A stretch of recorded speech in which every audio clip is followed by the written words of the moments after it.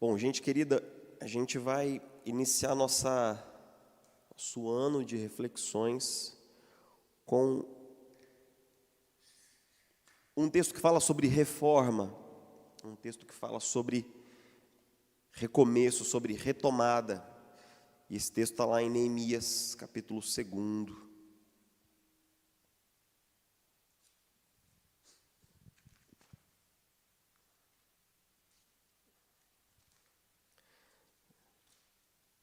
No final do capítulo 2, a partir do versículo 11.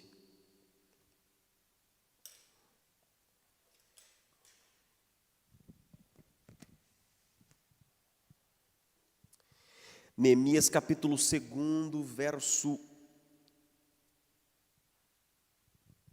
11.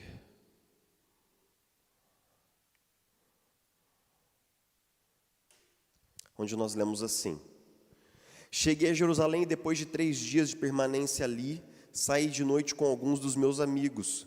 Eu não havia contado a ninguém o que o meu Deus havia posto em meu coração que eu fizesse em Jerusalém. Não levava nenhum outro animal, além daquele em que eu estava montado. De noite saí pela porta do vale na direção da fonte do dragão e da porta do esterco, examinando o muro de Jerusalém que havia sido derrubado e suas portas que haviam sido destruídas pelo fogo. Fui até a porta da fonte e do tanque do rei, mas ali não havia espaço para o meu animal passar. Por isso subi o vale, ainda de noite, examinando o muro. Finalmente voltei e tornei a entrar pela porta do vale. Os oficiais não sabiam aonde eu tinha ido ou o que eu estava fazendo, pois até então eu não tinha dito nada aos judeus, aos sacerdotes, aos nobres, aos oficiais e aos outros que iriam realizar a obra. Os primeiros dias de um novo ano podem ser dias muito oportunos e promissores para sonhar, para estabelecer metas, alvos para o ano que nasce. A melhor metáfora de uma meta que eu conheço é a metáfora de uma viagem. A gente pode pensar num objetivo ou numa meta como uma viagem onde você estabelece um destino, um ponto onde você quer chegar, e fazendo o caminho inverso, você traça uma rota até o lugar onde você está, para imaginar qual o melhor caminho para chegar lá no destino que você quer alcançar. O grande problema é que muitas vezes as pessoas têm sonhos, ou seja, elas imaginam destinos que elas querem alcançar, lugares onde elas querem chegar na vida, na sua existência pessoal, mas elas não sabem onde estão na vida, elas não sabem qual é a sua localização real, naquele instante real na sua história. Então, como traçar uma rota para um destino quando nós sabemos aonde nós queremos chegar, mas quando nós não sabemos propriamente aonde estamos? Então, aonde você está na jornada da vida? Qual é o seu momento pessoal? Aonde você está na sua caminhada dentro do casamento? Qual é o momento real do seu relacionamento conjugal? Qual é o momento real da sua caminhada com a sua família? Qual é o momento real das suas relações com os seus filhos, com os seus pais? Sobretudo, aonde, em que ponto preciso você está da sua caminhada com Deus? Qual é o verdadeiro cenário da sua relação com Deus? Digo verdadeiro em todas essas perguntas, porque nós evitamos avaliações que sejam sinceras e honestas. Nós não gostamos de avaliações que tenham uma quantidade brutal de honestidade da nossa situação atual. E uma história muito bizarra de quando eu me lembro disso daí é que eu era pastor de uma comunidade e era um feriado de sexta-feira e eu estava com a minha esposa descansando em casa tranquilamente num feriado bem-vindo, abençoado, uma vez que a Isabela estava fazendo residência na época, a nossa vida estava corrida pra caramba. E aí era uma sexta-feira, feriado prolongado, e eu recebo uma ligação. Pastor, vem aqui em casa, porque se você não vier aqui, vai dar ruim, meu casamento, tá, não sei o quê. Ok, né? Deve ser realmente muito grave o que está acontecendo lá para alguém me ligar no meio de um feriado, às 3 horas da tarde. Eu tomei um banho, fiz a barba, entrei no meu carro e fui para a casa daquela pessoa esperando o pior. Quando eu cheguei na casa daquela pessoa, quando eu bati no portão, quem me atendeu foi o marido. E o marido, então, eu lembro da cara de espanto dele, assim, do tipo, né, o pastor na nossa casa num dia de feriado, e ele assim com os olhos estatelados veio abrir o portão e falou assim: pastor, você na nossa casa num dia de feriado e sem a Isabela, está tudo bem? Tem alguma coisa de diferente acontecendo? E aí aquilo para mim já foi uma coisa meio, né, tipo assim, se o negócio está tão ruim, então ele deveria saber por que eu estava ali. Então nós sentamos nós três para conversar, e a esposa começou a reclamar longamente do casamento, das posturas, de uma série de coisas, e eu fiquei espantado dele estar espantado. Quando ele teve a oportunidade de falar, ele disse assim, com a maior sinceridade pungente do mundo: nossa, eu não tinha nenhuma noção de que nós estávamos desse jeito. E ela virou e falou assim: mas como é que você não sabe se eu estou falando isso há 5 anos? Eu estou falando as mesmas coisas há 5 anos, que o nosso casamento está por um fio, cara, eu já não aguento mais. A grande questão é que o nosso músculo de negação é brutalmente capacitado para fechar os nossos olhos. Nós fomos treinados para negar as situações evidentes que estão diante de nós. Nós criamos cenários fantasiosos que não existem. Por isso, a verdade é um remédio necessário e oportuno, mas nós só encontramos respostas verdadeiras quando nós fazemos perguntas de verdade. E para que nós possamos fazer perguntas cheias de verdade, nós temos que ter coragem, porque se você perguntar, você vai descobrir. Se você avaliar, você vai encontrar. Eu não gosto de fazer exames. Esses dias, rapaz, minha esposa passou uns 30 exames para eu fazer. Quando eu cheguei lá na enfermeira, ela tirou uns 20 tubos de sangue de mim. Eu saí branco de lá de dentro, mais ou menos assim. Ela disse que não, mas mais ou menos assim. Muitos exames. A grande questão é que quando nós avaliamos, nós encontramos pontos de melhora. Então, sonhar sem uma avaliação realista é puro exercício de fantasia. Se você quer ter uma meta real para 2022, a primeira coisa que eu e você precisamos fazer é avaliar. Nós temos que avaliar aonde nós estamos. E hoje, na reflexão de hoje, nós vamos conversar sobre 3 coisas. Por que nós evitamos avaliar a nossa vida? Em segundo lugar, por que nós devemos avaliar a nossa vida? E em terceiro lugar, como nós podemos avaliar a nossa vida? Por que nós evitamos, por que nós devemos e como podemos?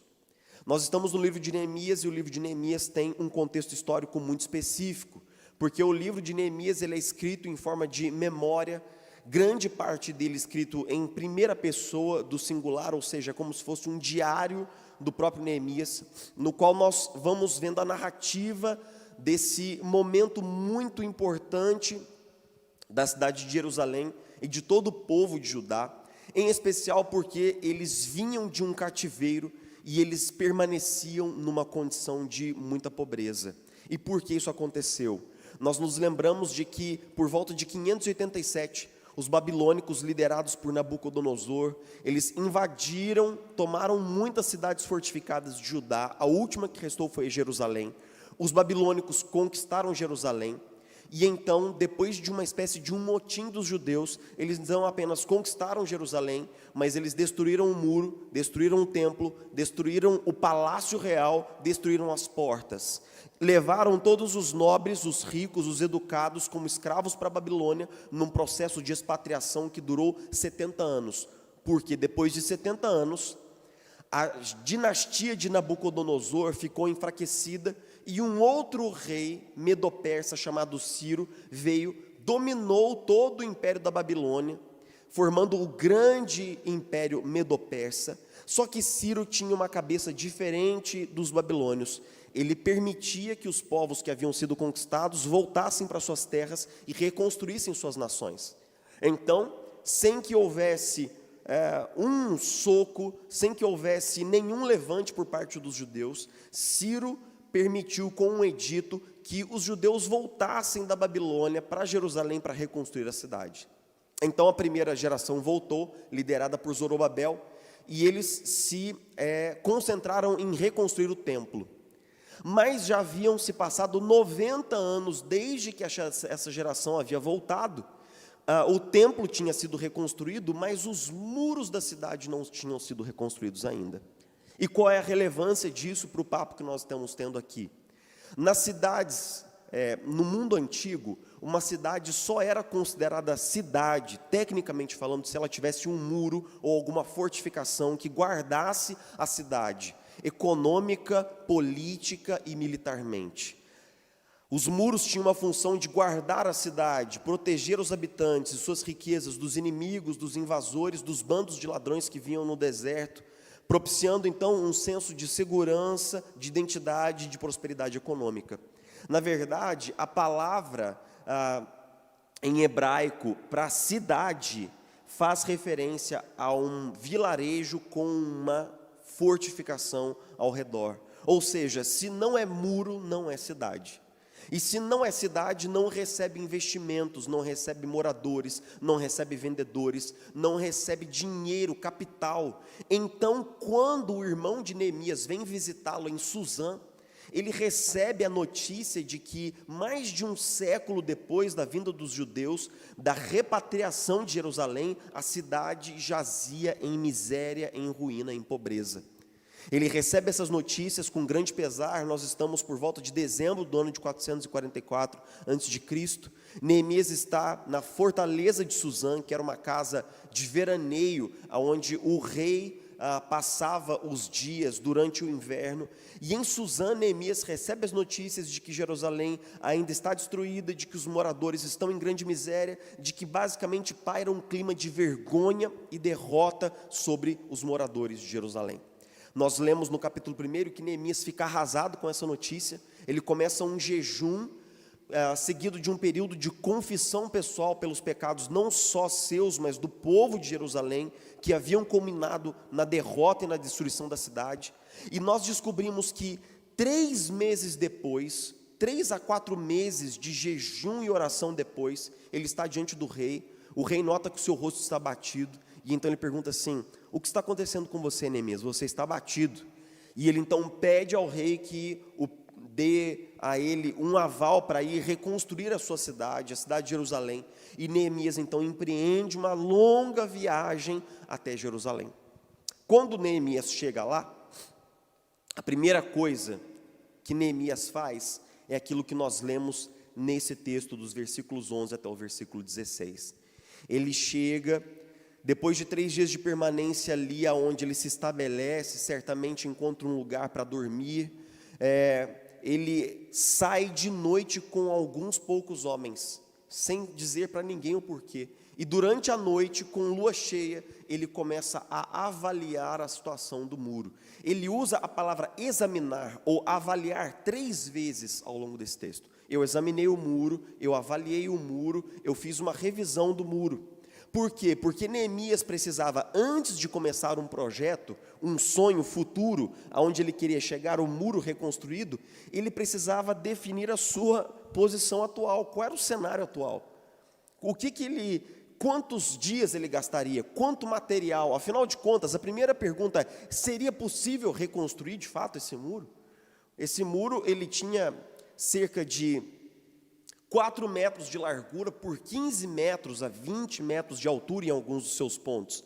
Seria possível realmente reconstruir esse muro? Então, Neemias está avaliando a situação presente, está avaliando sem nenhum tipo de romantismo, está avaliando com olhos de um gerente de projetos, de um construtor civil. Ele está olhando o muro, está pensando, fazendo contas de material, de insumos, de mão de obra, de homem hora para reconstruir aquele muro. Ele está fazendo uma avaliação, e depois de fazer uma avaliação, nós descobrimos que ele ajunta os principais nobres da cidade e os desafia a reconstruir o muro, mas não antes de uma avaliação. A primeira coisa que Neemias faz é avaliar a sua situação presente, para saber se existe uma maneira real de sair daqui, da onde nós estamos, para chegar lá aonde nós queremos, porque Neemias sabe que sonho sem avaliação é devaneio, que ter um objetivo para se chegar na vida sem saber aonde nós estamos não passa de um exercício de fantasia. Então ele avalia e depois desafia, motiva, lidera, e nós sabemos que esse muro foi reconstruído em menos de 3 meses. O que uma geração de judeus não havia feito em 100 anos, Neemias faz em menos de 100 dias. Então a avaliação, nós sabemos que para Neemias foi um passo acertado. Mas Primeira pergunta: por que nós tememos fazer uma avaliação?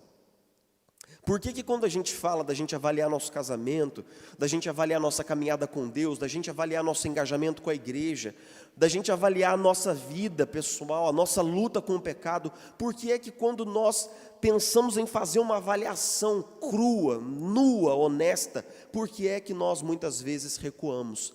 Porque nós odiamos avaliações e nós fomos treinados para isso. Nós fomos avaliados na escola, todo ano, todo bimestre, o pai recebia o nosso boletim. Se tinha uma nota vermelha, era aquele distúrbio na ordem lá de casa, aquele distúrbio na força. Nós fomos avaliados para entrar na faculdade, o bendito vestibular. Hoje tem um nome novo, é o Enem. Vestibular é coisa já dos antigos, quem tem quase 40. Quando nós vamos no médico, nós somos avaliados, ele pede exames. Na vida profissional, nós somos avaliados para sermos contratados e nós somos constantemente avaliados diante da nossa performance. A avaliação faz parte da nossa experiência humana comum e cotidiana, mas ainda assim nós nos sentimos desconfortáveis quando somos avaliados. E por quê? Porque a avaliação pode mostrar que nós não estamos tão bem quanto nós imaginamos ou quanto nós gostaríamos. E uma avaliação honesta pode contestar aquilo que nós chamamos de status quo.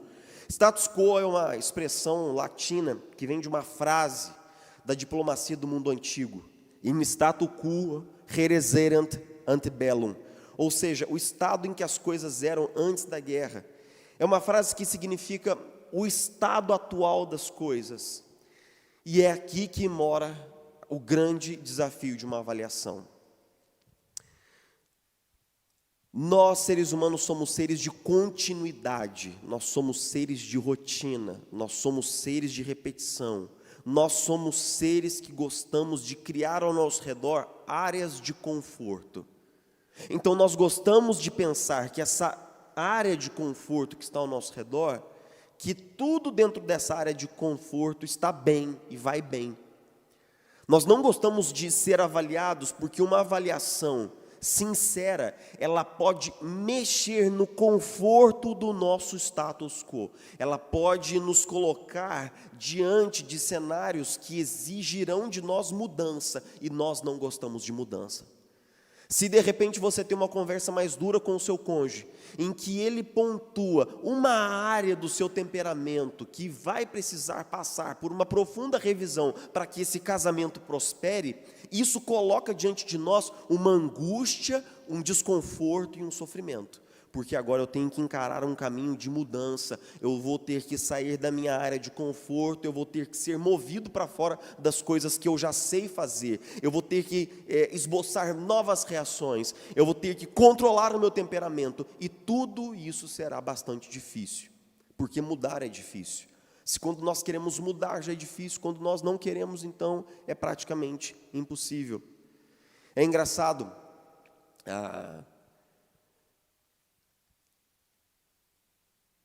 o João foi uma pessoa que me ensinou muito com a sua vida. Ele foi alcoólatra durante muitos anos, passou por um rompimento de um casamento que adoeceu a alma dele.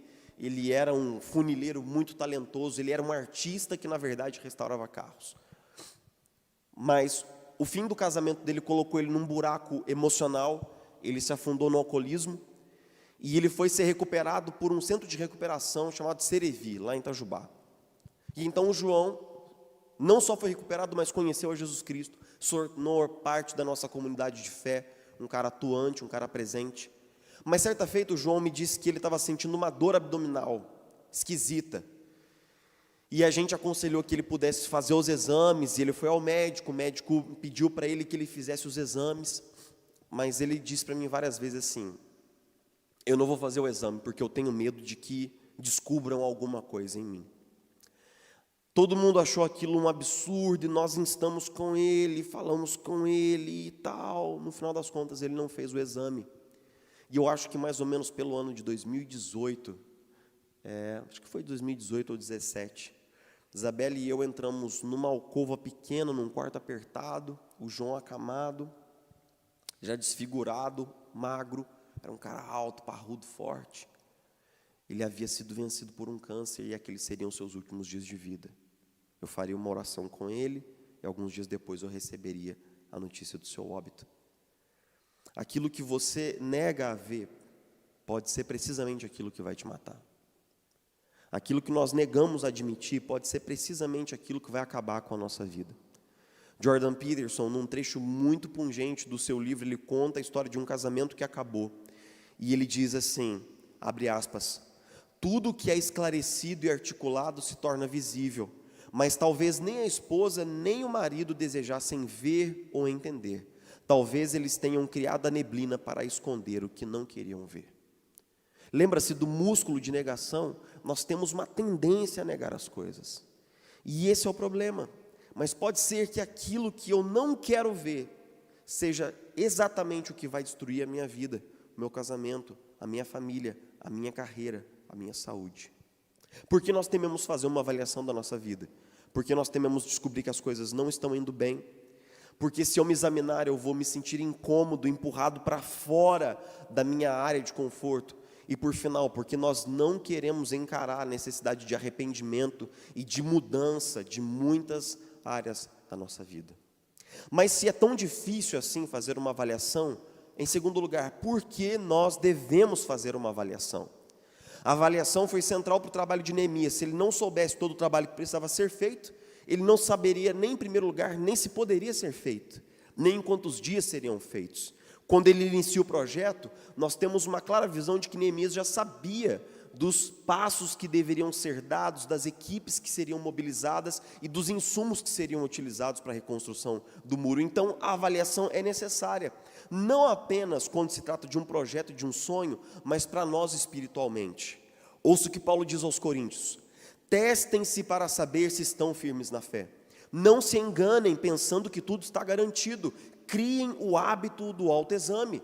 Vocês precisam de evidências de primeira mão, não apenas de ouvir dizer que Jesus Cristo está em vocês. Façam o teste. Se o resultado não for bom, tomem alguma providência. Segunda Epístola de Paulo aos Coríntios, capítulo 13, versos de 5 a 7.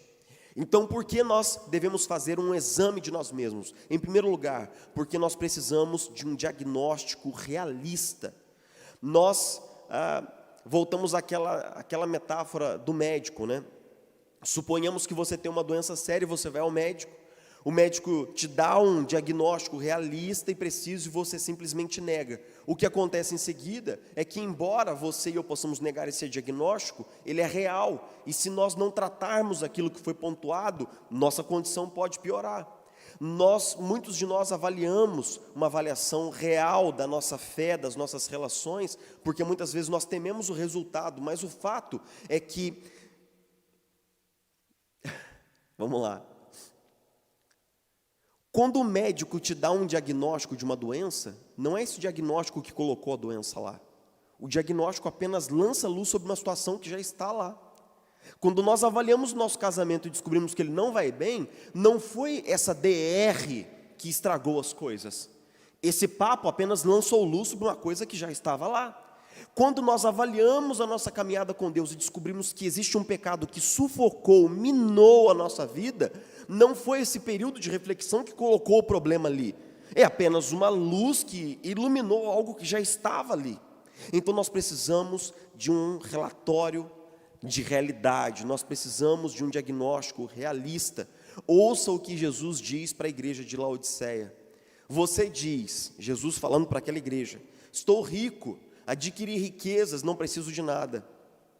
No entanto, você não reconhece que é miserável, digno de compaixão, pobre, cego e que está nu.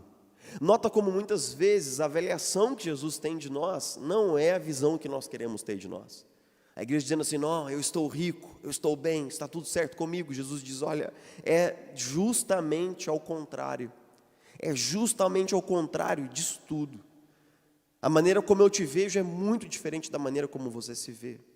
Então, qual é a nossa real situação? Nós precisamos de um diagnóstico realista, mas em segundo lugar, nós precisamos de um diagnóstico atual. Eu acho que muitas vezes nós ficamos presos a imagens do passado. Eu vejo como muitas vezes os pais falam dos seus filhos já na casa dos 40 anos, como: as crianças lá de casa. É lógico que esses filhos já não são as crianças lá de casa, mas muitas vezes nós nos prendemos a uma imagem do passado, e essa imagem do passado funciona como um véu que não permite ver como está o meu dia de hoje, atual. Pode ser que você e eu tenhamos tido uma caminhada tremenda com Deus no passado. Pode ser que você e eu tenhamos tido experiências maravilhosas com Deus 10, 15 anos atrás e que tenha marcado a nossa adolescência, a nossa juventude. Talvez nós tenhamos uma experiência de conversão tremenda, cheia do Espírito Santo. Mas isso pouco importa. A pergunta é: como estamos hoje? Como estamos hoje? A nossa caminhada com Deus não pode se tornar um museu, e Deus não tem netos.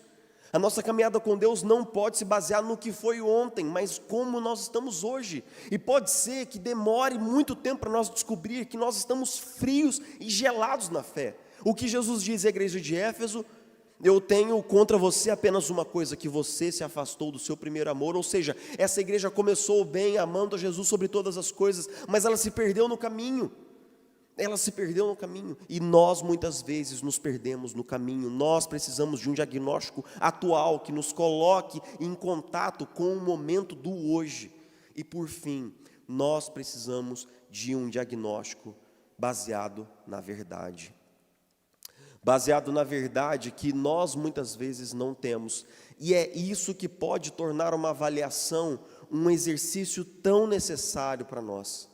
Sabe por quê? Porque muitas vezes nós praticamos esse fenômeno psicológico muito sombrio chamado autoengano. O autoengano é quando nós queremos dizer para nós mesmos que tudo está bem. Nós queremos dizer para nós mesmos que tudo está como deveria ser.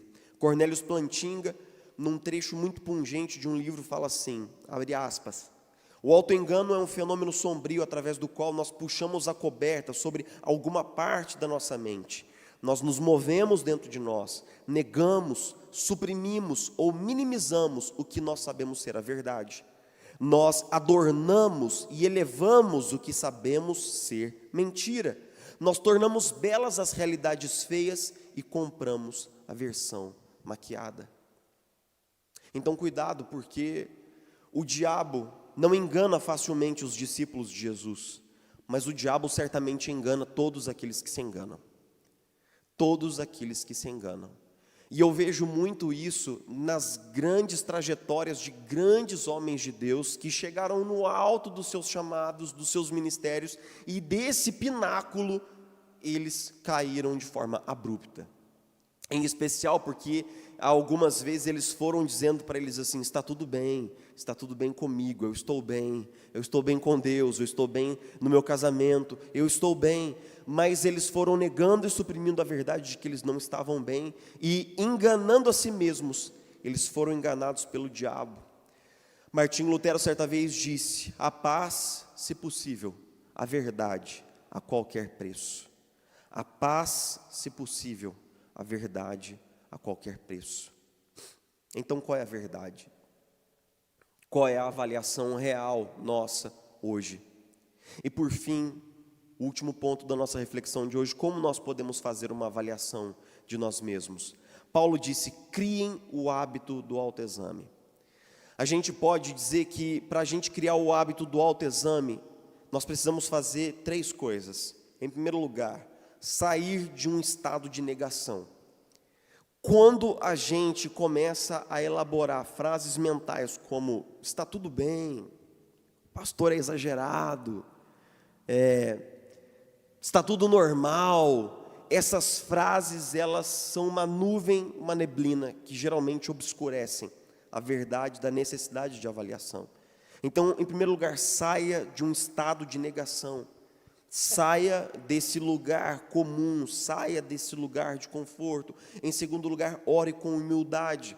O texto que nós abrimos hoje é: Senhor, sonda-me, sonda o meu coração, prova os meus caminhos, vê se há em mim algum caminho mau, guia-me pela vereda da justiça eterna. Em muitos momentos dos Salmos, Davi vai pedir para que Deus o sonde.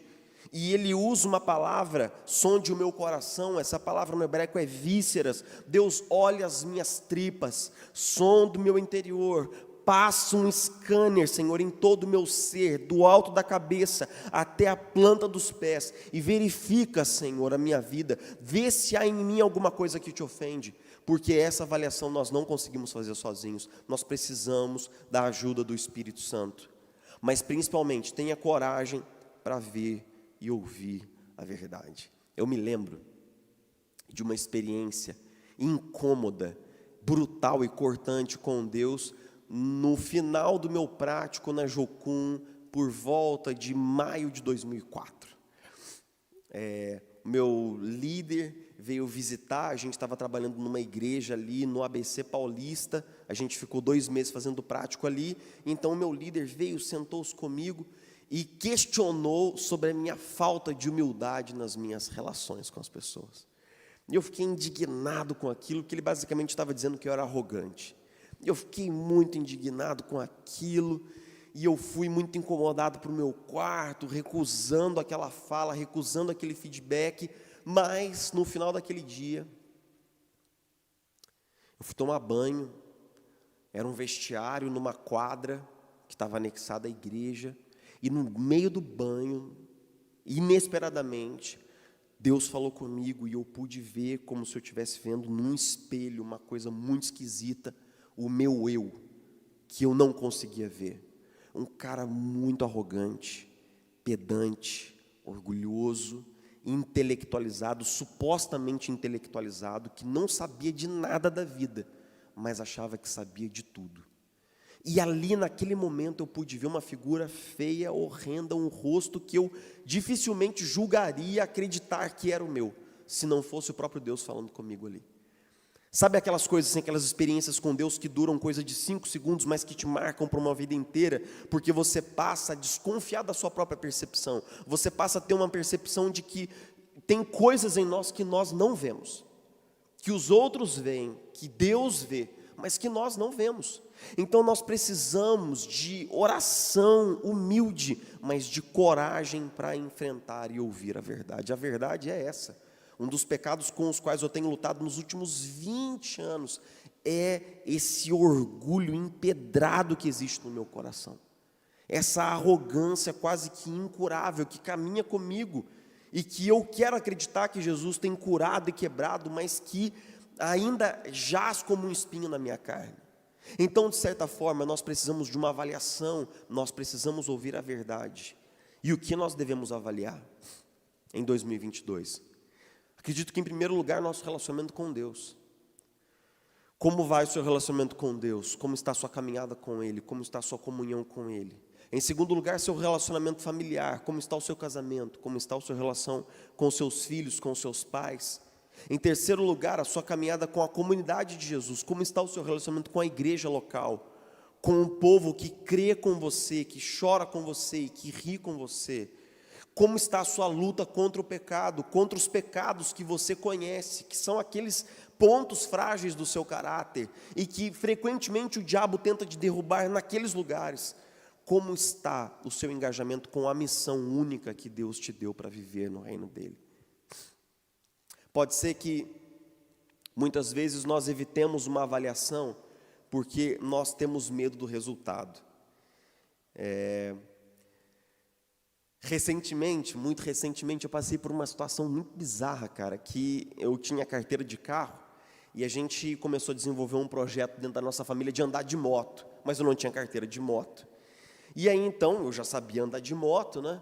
E aí fiz as aulas e tal, não sei o quê, mas foi muito engraçado que eu não estava totalmente seguro no dia da prova, e justo na hora que eu pisei lá no momento da prova, a hora que eu cheguei no lugar da prova, uma mulher se embolou num cone, caiu da moto, deu um berro, causou um mal-estar em todo mundo. Então eu já cheguei falando assim, daqui a pouco pode ser eu fazendo aquilo ali, daqui a alguns minutos, né? Cara, fiquei assim com o coração muito acelerado, a gente entra naquela fila empurrando a moto, né? E aí a fila vai andando pouco a pouco, daqui a pouco, a hora que eu vi, não tinha ninguém na minha frente. Era só eu, o cara e os primeiros cones que a gente tem que fazer, o zigue-zague, depois a prancha e a coisa toda. Cara, eu vou te falar, se eu não imaginasse a minha esposa batendo em mim no momento em que eu chegasse em casa, eu teria fugido daquela prova, porque eu estava muito nervoso, porque eu não estava seguro de ser aprovado. E quando a gente tem medo de ser reprovado, muitas vezes a gente, se pudesse, a gente evitaria a avaliação. Mas essa é a boa notícia do Evangelho. A boa notícia do Evangelho é que essa avaliação que eu estou dizendo para você, que nós precisamos fazer nesses primeiros dias de 2022, ela jamais incorrerá na nossa reprovação. Você e eu, nós podemos começar essa avaliação com toda a confiança, com todo o descanso. Certa vez os fariseus criticaram Jesus porque ele andava com os publicanos, os pobres, a gente da ralé, ignorante e pecadora. E então, ouvindo aquele discurso, Jesus diz assim: não são os que têm saúde que precisam de médico, mas sim os doentes. Eu não vim para chamar justos, mas pecadores. Jesus entendia a si mesmo como um médico que veio para os que estão doentes, com um Salvador que veio para os que reconhecem que são pecadores. Ele veio para aqueles que estavam perdidos.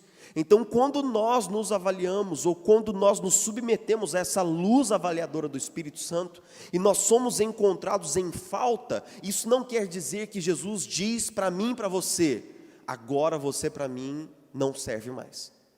Essa avaliação não implica em rejeição. Não, Jesus diz assim: se você está doente, é para você que eu vim. Se você precisa de cura, eu sou o seu médico. Se você precisa de salvação, então é para você mesmo que eu vim e morri. Então essa avaliação, ela não termina com uma rejeição, ela termina com salvação, ela termina com redenção, ela termina com uma experiência com a graça de Deus que nos acolhe, que nos traz para perto. Então nós não precisamos temer esse processo avaliativo. Nós não precisamos ter medo de sermos rejeitados por não sermos bons o bastante, porque não é esse o espírito do Evangelho. O Evangelho nos ilumina para que agora, conscientes do nosso pecado, nós possamos desejar e ansiar a graça de Deus que é derramada sobre nós por meio da morte expiadora de Jesus na cruz em nosso lugar. O amor é garantido. O amor é garantido. Pode ser que você tenha trazido uma nota vermelha para casa certa vez e os seus pais tenham te olhado com rabo de olho. Pode ser que você tenha fracassado em algum projeto da vida e você tenha sido rejeitado por amigos ou por pessoas, tenha sido colocado de lado. Mas quando nós somos avaliados, quando nós somos provados por Jesus, nós somos no final sempre aceitos e amados por Ele, porque o amor de Jesus por nós na cruz garante que, independente da avaliação, nós seremos sempre amados. Para encerrar, eu queria dizer que, para avaliar, nós precisamos de um ponto de referência. Toda avaliação precisa de um padrão. Como nós podemos avaliar alguma coisa se nós não temos um marco na régua que é o marco zero? Nós precisamos de um ponto de referência. E é isso que nós vamos fazer nas próximas 2 semanas. Nós vamos olhar para a vida de Jesus, para a vida plena de Jesus, e vamos compará-la com a nossa. E nós vamos comparar a vida da igreja primitiva, a vida vivida da igreja primitiva, e vamos comparar com a nossa. E vamos descobrir, vamos avaliar, vamos sondar se nós temos vivido, sim ou não, a vida plena que foi comprada para nós por meio do Evangelho. Amém? Vamos orar? Jesus querido, muito obrigado, de verdade, porque nós sabemos que quando o Seu Espírito nos prova, nos testa e nos avalia, no final desse processo o que nós temos é uma graça maior, é um conhecimento de nós maior e é sobretudo um crescimento maior no Senhor, na Sua presença e para a Sua glória. Jesus nos dá coragem para que nesses primeiros dias do ano nós possamos avaliar, nós possamos, Senhor, investigar, debaixo de um espírito humilde de oração e com desejo e coragem para ouvir a verdade, nós possamos avaliar a nossa caminhada com o Senhor, a nossa caminhada em família, a nossa caminhada em comunidade, nós possamos avaliar a nossa luta contra o pecado, sobretudo nós possamos avaliar como nós temos vivido, e se nós temos vivido a missão única e poderosa que o Senhor tem para a nossa vida. Nós oramos, Jesus, pedindo a Tua graça sobre nós, pedindo o Teu favor e, sobretudo, contando com o Teu perdão. Nós oramos assim no nome de Jesus. Amém e amém.